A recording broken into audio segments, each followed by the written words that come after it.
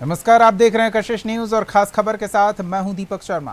पूर्णिया की धरती से प्रधानमंत्री मोदी ने बिहार और सीमांचल को बड़ी सौगात दी है। लगे हाथ कांग्रेस और राजद पर हमला भी बोला है।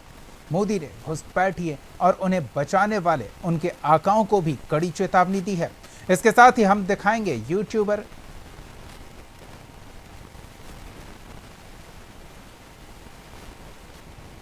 आज यहां बिहार के विकास के लिए करीब 40,000 करोड़ रुपया की परियोजनाओं का लोकार्पण और शिलान्यास हुआ है।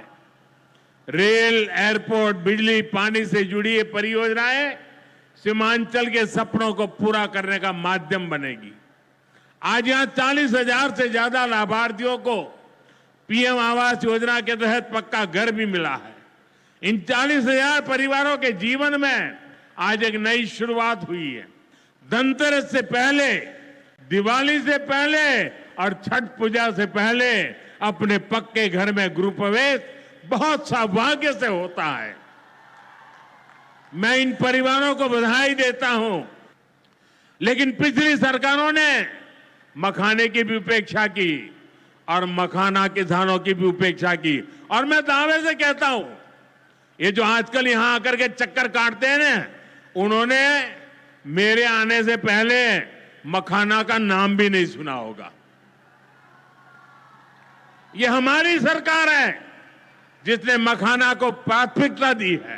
बिहार जब भी आगे बढ़ता है, ये लोग बिहार का अपमान करने में जुट जाते हैं। अभी आपने देखा होगा, आरजेडी की सहयोगी कांग्रेस पार्टी सोशल मीडिया पर बिहार की तुलना बीड़ी से कर रही है। इन लोगों को बिहार से इतनी नफरत है, इन लोगों ने घोटाले और भ्रष्टाचार करके बिहार की साख को बहुत नुकसान पहुंचाया। घुसपैठ पर ताला लगाना एनडीए की पक्की जिम्मेदारी है। जो नेता बचाव में खड़े हैं, जो घुसपैठियों को बचाने के लिए मैदान में आ जाए, मैं जरा उनको चुनौती देता हूं। आप घुसपैठियों को बचाने में चाहे जितना जोर लगा ले, आप घुसपैठियों को हटाने के संकल्प पर काम करते रहेंगे। जो लोग घुसपैठियों की ढाल बनते हैं, वो सुन ले, भारत में भारत का कानून चलेगा। घुसपैठियों की मनमानी नहीं चलेगी। मुख्यमंत्री नीतीश कुमार ने फिर दोहराया कि अब वो कभी इधर उधर नहीं जाएंगे। उन्होंने बिहार के लिए प्रधानमंत्री की सोच और विकास की प्रशंसा की। नीतीश कुमार ने कहा कि केंद्र के साथ मिलकर बिहार को नया बिहार बनाएंगे। गड़बड़ तो हुआ था बीच में, उन लोगों में से कुछ लोगों को लेने का, और उसका सब गड़बड़ करता था, उसको छोड़ दिया गया। ये कभी संभव नहीं है। ये हमारी पार्टी के कुछ लोग कर देते थे।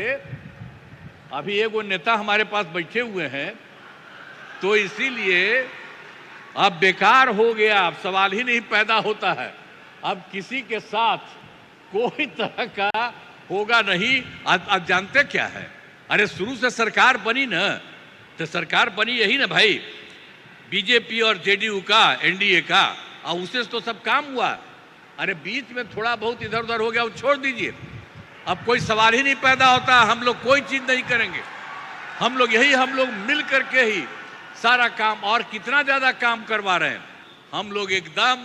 आप इतना ज्यादा करवा दिए हैं पूरे देश के लिए, आप बिहार के लिए भी कर रहे हैं। इसलिए एक एक चीज के लिए उनको बहुत बड़ी बात है। इसके लिए हमेशा सोचना चाहिए इनके बारे में। राज्य सरकार तो कर ही रही है, अब इनका जो सहयोग मिल रहा है, इसलिए बिहार बहुत आगे बढ़ जाएगा, एक नया राज्य बनेगा। इन्हीं शब्दों के साथ आप सबको बहुत।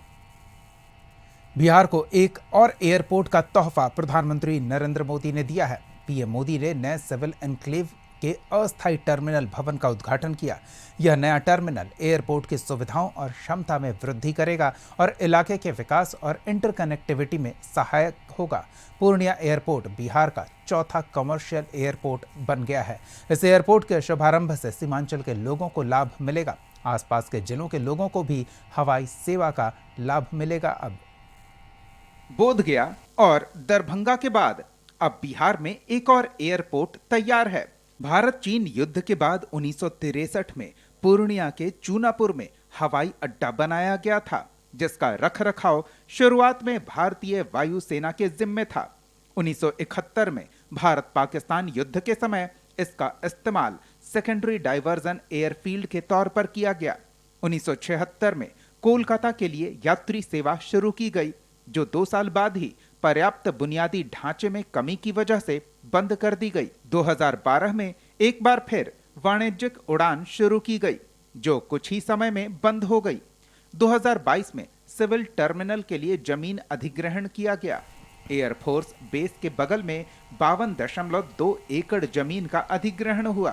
पूर्णिया एयरपोर्ट का रनवे बिहार में सबसे लंबा है।